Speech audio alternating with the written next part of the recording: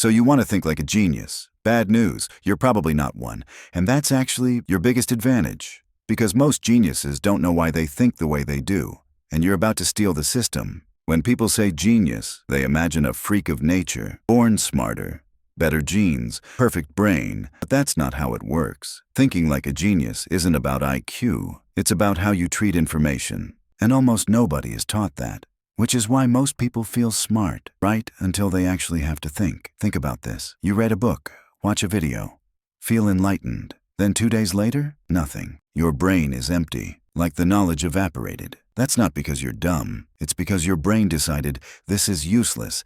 Delete it. And here's where geniuses are different. Geniuses don't collect information. They interrogate it. The average person asks, "What is this?" A genius asks, "Why does this exist? What happens if I change it? Where does this break?" Same information, completely different brain behavior. And once you do this, your thinking changes permanently. Think of knowledge like clay. Most people admire it. Geniuses squeeze it, stretch it, break it. If you never touch it, your brain assumes it's decorative. And decorative things get forgotten. So here's the rule. Every time you learn something, ask one question. What would happen if this wasn't true? That's it. Not 10 questions. Not a notebook full of notes. One disruption. That single question forces your brain to think, not memorize. And once your brain starts thinking, it gets addicted. You learn about productivity, normal thinking. Okay, I should wake up earlier. Genius-style thinking. What if waking up earlier makes me worse? Now you're experimenting, testing, observing. You're no longer a consumer. You're a researcher.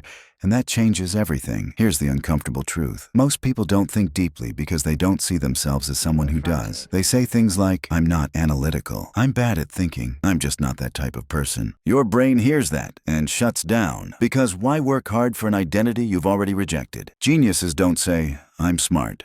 They say, "I'm curious." Curiosity is safe. Curiosity has no ego. And once you adopt it, your brain starts exploring without fear of being wrong. Wrong stops being embarrassing. It becomes useful. And that's a superpower. Here's what separates geniuses from everyone else. They don't rush to answers. They sit longer with confusion. Most people feel discomfort and immediately Google the solution. Geniuses stay lost just a little longer. That's where connections form. That's where insight happens. And that's where most people quit. But here's the catch. If you do this wrong, you won't become smarter. You'll just become overconfident and annoying. So there's one final rule that decides whether this works or backfires completely. Never think to win. Think to understand. The moment you use intelligence to prove you're better than others, your growth stops. But if you use it to see the world more clearly, you start thinking faster, deeper, sharper. You don't need to be a genius. You just need to stop treating knowledge like trivia and start treating it like a tool. Because once you change how you think, everything else follows. And the scary part? Most people never do.